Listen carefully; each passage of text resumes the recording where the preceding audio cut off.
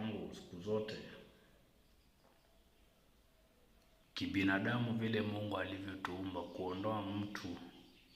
kuondoa ujinga katika umaskini katika akili za mwanadamu, na kuondoa umaskini katika mfuko ya mwanadamu, kuondoa umaskini kwa mfuko wa mtu ni rahisi sana, lakini kuondoa katika akili zake umaskini ni ngumu sana. Kuna mtu amezaliwa katika ile mazingira ya uchochole, ameishi kwa hiyo maisha ya uchochole.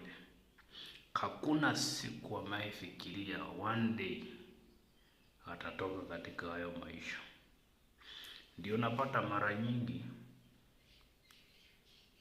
unaweza patia mtu milioni 10 saa hii, ukamwambia sasa maisha yako yabadilishwe na hiyo pesa.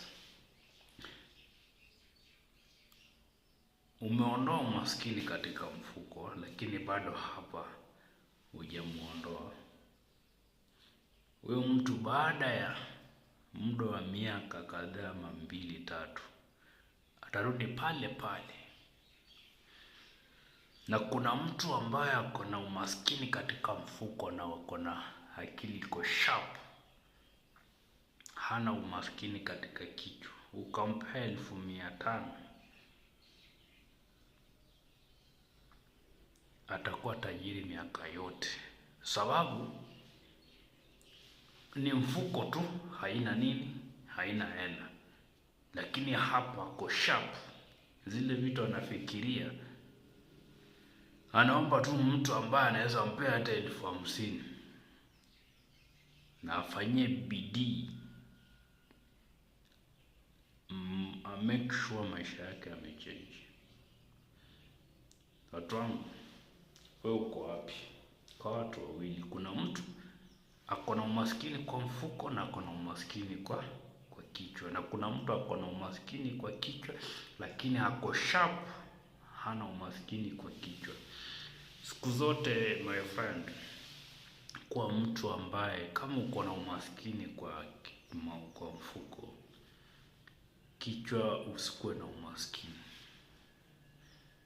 Sababu mara nyingi unapata mtu hana hela, lakini anajaribu kusaidiwa, anaweza saidiwa, lakini bado anarudi pale pale, sababu hajaondolewa umaskini kwa kichwa, hajapewa focus ya utajiri kwa kichwa yake, bado ni umaskini imejaa. Ndio unapata mtu anapata hela nyingi kwa muda mchache, anarudi pale pale.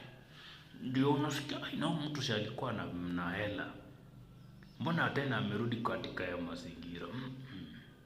Alikuwa na hela, akatoa umaskini kwa mfuko, lakini hakutoa umaskini kwa akili.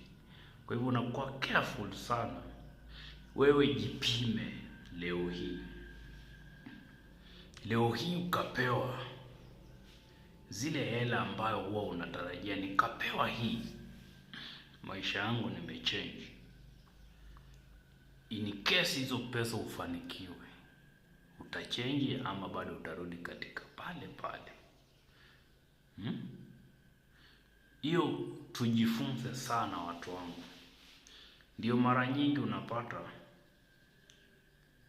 mtu bado ako na zile fikra za kukaa katika zile hali zake za umaskini, sababu akili zake zinafikiria akipata 10 million ama 5 million maisha yake iko sawa.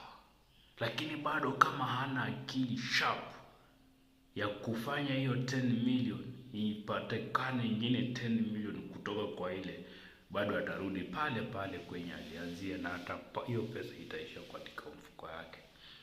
Ndio napata unapochukua watu wawili ambao wote ni maskini katika mfuko, lakini kwa akili mmoja ako na umaskini kwa kichwa na mmoja hana akili ya umaskini kwa kichwa, kwa sharp, anafikiria mbali sana.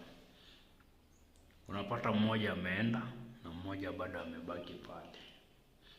Kwa hivyo watu wangu, ndio kila kitu kikuje katika maisha yako, anza kufikiria leo hii, nikapata hii hela,